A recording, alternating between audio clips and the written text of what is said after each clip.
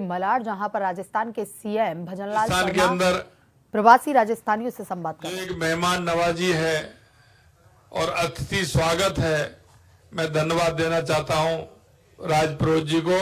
वो हमेशा इस काम में आगे रहते हैं और निभाते हैं। ऐसे हमारे के राजपुरोहित जी। अगर मैं बात करूं हमारे सुनील सिंघी जी की, तो ये कह रहे हैं कि साहब यहाँ महाराष्ट्र में मिल गए। आप जिस प्रदेश में जाएंगे वो सुनील सिंघी जी सभी जगह मिलेंगे आपको। और इनका काम व्यापार कल्याण बोर्ड का तो है ही, लेकिन जहां ये जाते हैं राष्ट्रीयता की भावना को लेकर के, अपने विचार को लेकर के मजबूती का काम करते हैं। और इनका हमेशा एक जो व्यवहार है और वो विचार है पार्टी के हित में, राष्ट्र के हित में रहता है। और इसीलिए इनको इतनी बड़ी जिम्मेदारी माननीय देश के यशस्वी प्रधानमंत्री जी ने दी है।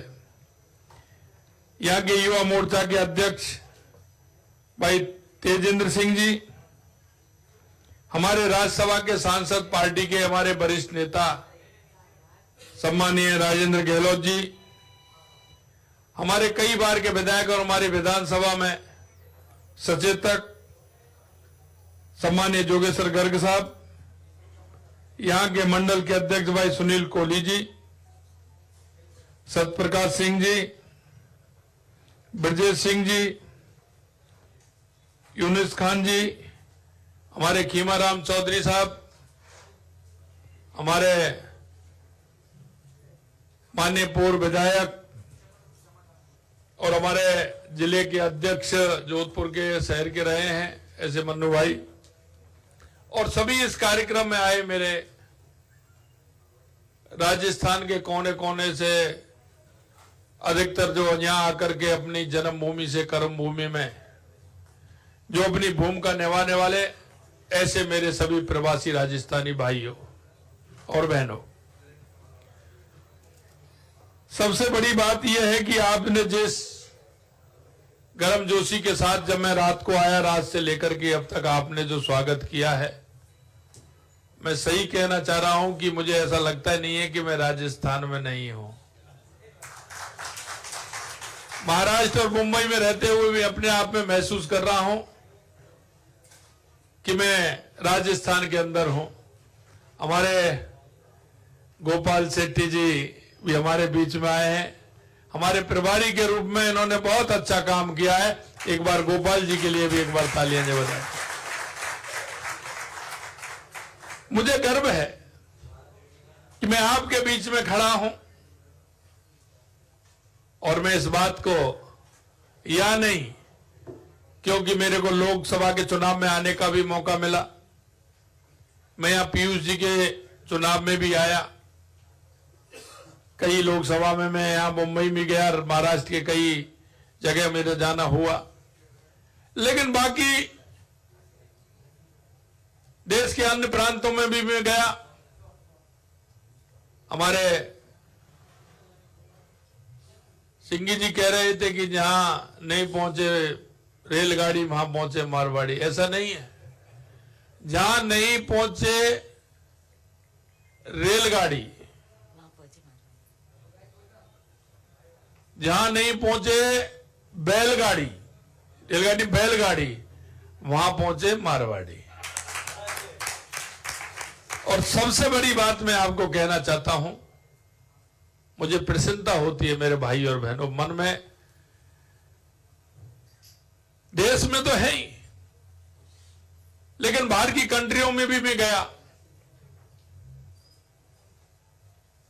हमारे राजस्थानी भाई मुझे वहां भी मिले, और सबसे ज्यादा खुशी मुझे इस बात की होती है कि राजस्थान की मिट्टी की खुशबू आपने सभी जगह फैला रखी है। क्योंकि आपके मन में जो तड़पन है, आपके मन में राजस्थान को लेकर के जो कहा जाता है, क्योंकि राजस्थान महाराणा प्रताप की धरती है, महाराजा सूरजमल की धरती है। त्याग की प्रतिमूर्ति पन्नाधाय की धरती है, भक्ति की मूर्ति मीराबाई की धरती है, और अपने आप को पर्यावरण के लिए समर्पित कर देने वाली मां अमृता देवी की धरती है। जो उस धरती की खुशबू है, मिट्टी है, आप उसे पूरी दुनिया में बिखेरने का काम कर रहे हैं। इसलिए मैं आपको और ज्यादा धन्यवाद देना चाहता हूं। अगर मैं महाराष्ट्र की बात कहूं तो राजस्थान और महाराष्ट्र का एक संबंध अलग है, और मेरे भाई और बहनों वो संबंध है क्योंकि इस राष्ट्र के लिए महाराणा प्रताप और महाराजा सूरजमल ने काम किया, तो छत्रपति शिवाजी ने भी, महाराज ने भी वो ही काम किया। हम राष्ट्र के लिए समर्पित भाव से काम करने वाले हमारे इन महापुरुषों से हमको सीख मिलती है कि हमारा राष्ट्र, हमारी संस्कृति, उसको किस तरह से हमें आगे बढ़ाना है, और आगे बढ़ाते हुए हमें जो राष्ट्रीयता की भावना जो हमारे अंदर, मन के अंदर समाहित है, उसे हमें किस तरह से बिखेरना है। मैं आपसे यही कहना चाहता हूं, भले वो व्यापार के लिए अपनी जन्मभूमि से कर्मभूमि उन्होंने किसी भी प्रांत के किसी भी शहर में बनाई, लेकिन आज वो अपनी संस्कृति से, अपने विचार से, अपनी मिट्टी से जुड़ा हुआ है। मुझे प्रसन्नता होती है मन में जब राजस्थान का मेरा भाई उस सामाजिक सरोकार के काम से भी जुड़ा हुआ है। कोई भी काम हो, सामाजिक सरोकार के काम होते हैं, उनसे उसकी हमेशा कहीं ना कहीं किसी भाव को, चाहे वो मंदिर का निर्माण हो, चाहे गौशाला का निर्माण हो। मैं बंगाल के अंदर गया, मैं आसाम के अंदर गया, वहां भी मेरे को रांची में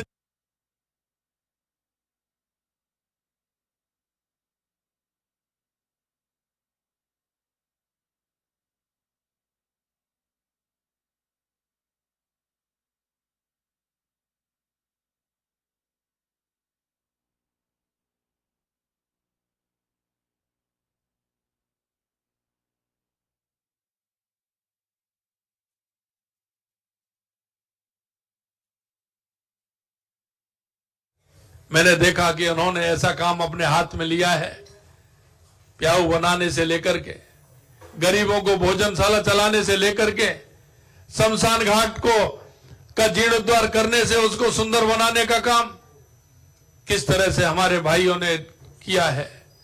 और मैं एक बात और कहना चाहता हूं कि आपका क्षेत्र कोई समझे कि एक सिर्फ उनका व्यापार है, व्यापार नहीं, सामाजिक सरोकार के कारण जहां भी हैं वहां उन्होंने अपनी मेहनत से, अपने कर्म से पहचान बनाने का काम भी उन्होंने किया है। इसलिए मैं कहना चाहता हूं मेरे भाई और बहनों कि आपने देखा है कि आप जिस तरह से काम करते हैं, अपने व्यवहार, अपनी संस्कृति और अपने आत्मविश्वास से लोगों का दिल जीतने का भी काम करते हैं। क्योंकि मैं जहां जाता हूं वहां के लोग मेरे को इस बात के लिए कहते हैं कि हमेशा अच्छे काम में, सामाजिकता के काम में आप बढ़ चढ़ के हिस्सा लेते हैं। हमारी संस्कृति जुड़े होने के कारण आप राष्ट्रवाद को शक्ति देने का, आत्मबल बढ़ाने का, ये शक्ति विभाजनकारी ताकतों के खिलाफ एकजुट करने का काम भी करती है। और मैं आपको यही कहना चाहता हूं, अभी मेरे विनोद जी कह रहे थे कि कांग्रेस के लोग झूठ, मैं आपको यही कहना चाहता हूं मेरे भाई और बहनों, कांग्रेस ने हमेशा चुनाव आते ही कोई ना कोई अफवाह फैलाने का काम कर देते हैं। झूठ और लूट की दुकान इनकी है। देश के यशस्वी प्रधानमंत्री नरेंद्र मोदी जी के नेतृत्व में इस कांग्रेस की झूठ और लूट की दुकान धीरे धीरे बंद होती जा रही है। अगर आप इनके गठबंधन नहीं, वो ठगबंधन को देखेंगे। वो ठगबंधन की स्थिति भी इसी तरह की है। इनके साथ वही लोग लग सकते हैं जिनको किसी तरह का कोई मतलब नहीं होता है, ना ये अपने राज्य से प्रेम करते हैं ना राष्ट्र से प्रेम करते हैं। इनको सिर्फ स्वार्थ होता है और ये स्वार्थ की भावना से ओतप्रोत होकर के काम करने वाले लोग हैं। मैं आपको इतना ही कहना चाहता हूं कि आप ये जो महा विकास अघाड़ी गठबंधन है, इस गठबंधन की अगर आप देखोगे तो हमेशा इन्होंने लूट और झूठ की दुकान खोली है।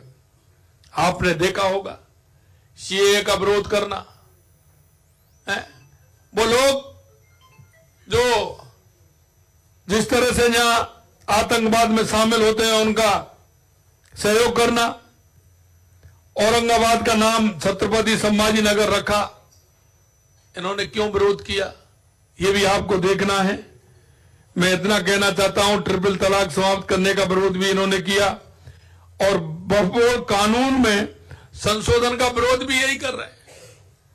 भाई ऐसा लगाव तो बता दीजिए, आपका क्या लगाव है।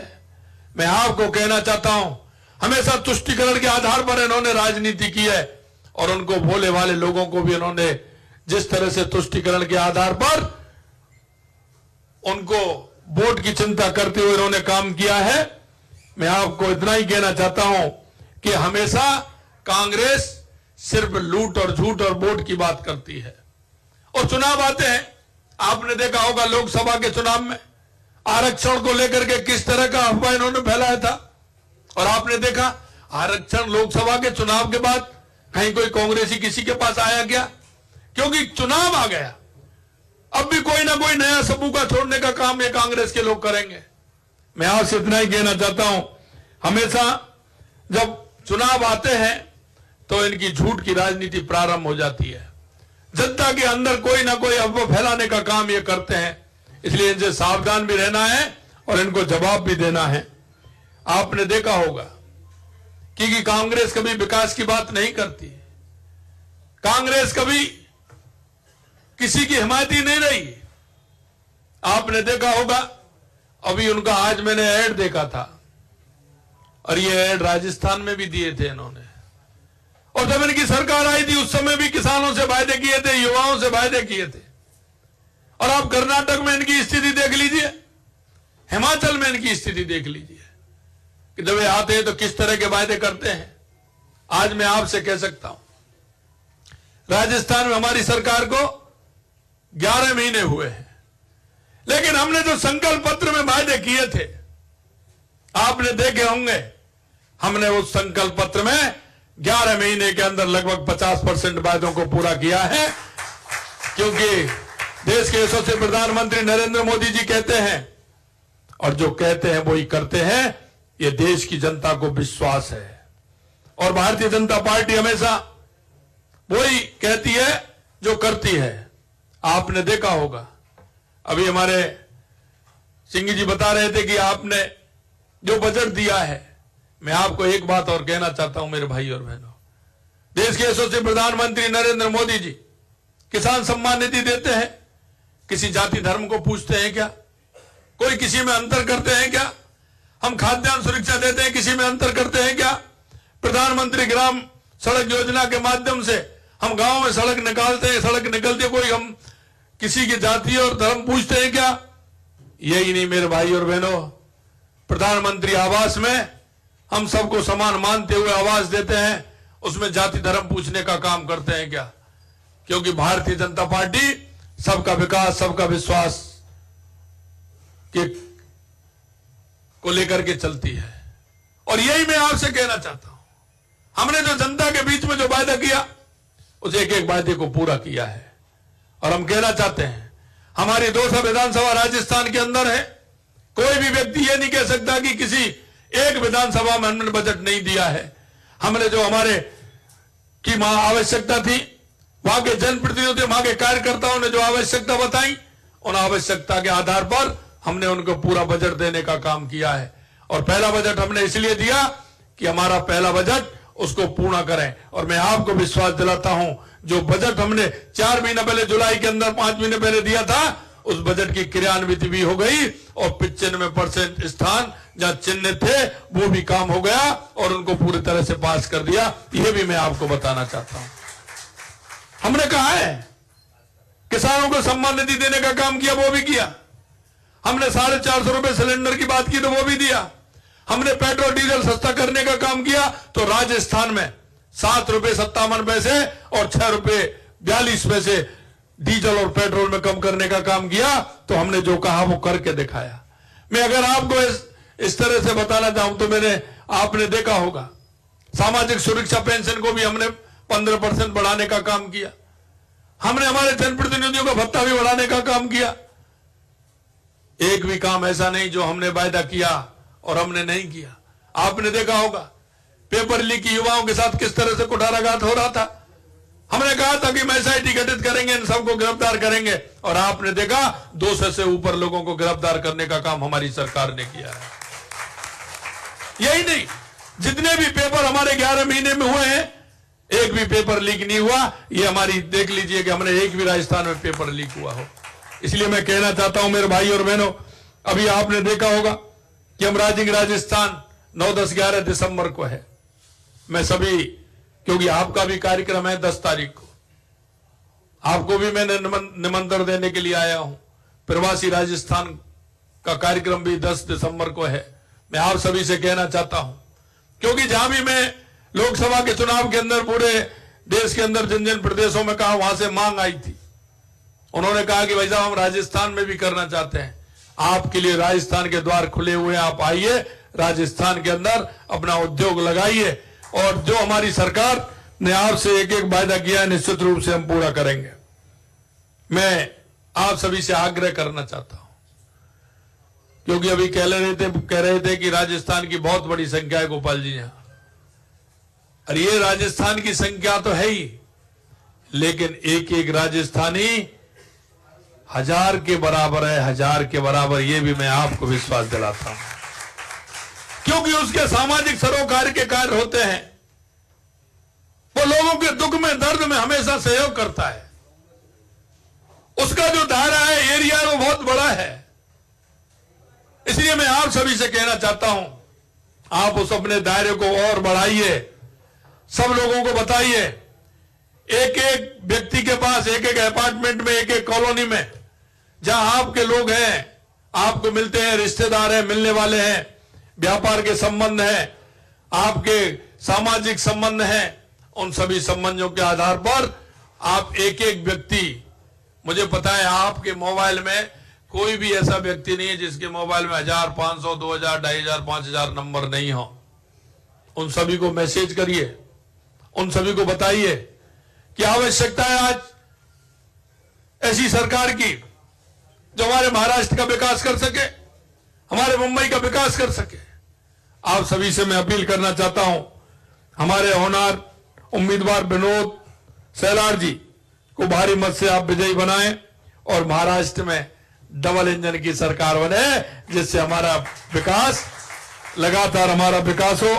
महाराष्ट्र की डबल इंजन सरकार में आपके विकास के लिए इस गति से काम कर रही है।